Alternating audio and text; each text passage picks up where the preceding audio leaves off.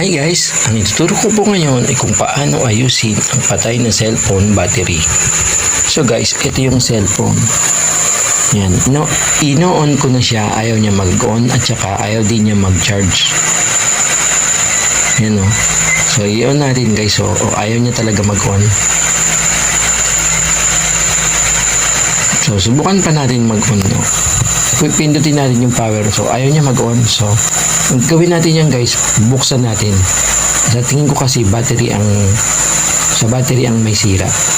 So, checkin natin tong battery kasi pag sinabing power, battery na yung nagmumula yung power eh. So, checkin natin tong battery.